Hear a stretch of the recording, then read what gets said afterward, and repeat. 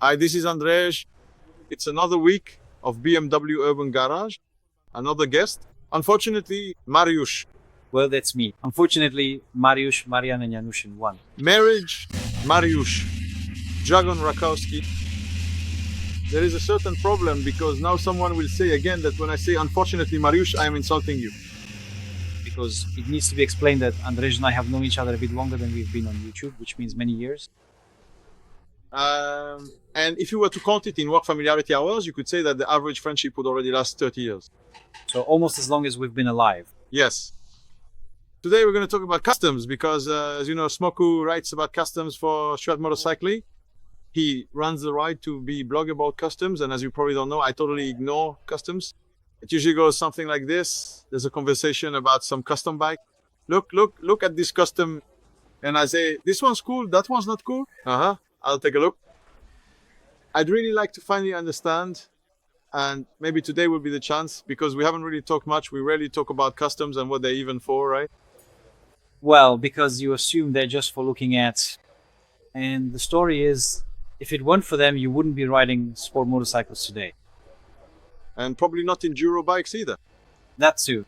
So, Mariusz Smok Rakowski, some of the history of customs for us, please. The history of customs. Most people associate customs with café races, which are from the 1950s in Great Britain. However, customs actually happened earlier. And of course, in the United States, when the Harley-Davidson brand was created, people quickly realized that motorcycles needed to be improved, and they started customizing them. We have Kazik here with us, Andrzej's son. Hey, Kazio, let's talk to your uncle about customs, because I've never had the chance to discuss it with him. Seriously. Kazio, your dad has been ignoring me for years, and now I want to tell him about something important. Finally, because this is a chance for me to hear Mariusz talk about customs. So, the United States, Harley-Davidson motorcycles, the 1930s. And of course, everyone wanted to have a faster motorcycle. But to make it faster, no one yet knew how to improve the engines and efficiency. So they made them lighter. They would cut the fender, throw out everything unnecessary, and trim the rear fender. And that's how the so-called bob job was created, which is today's bobber. So the first customs already appeared in the United States.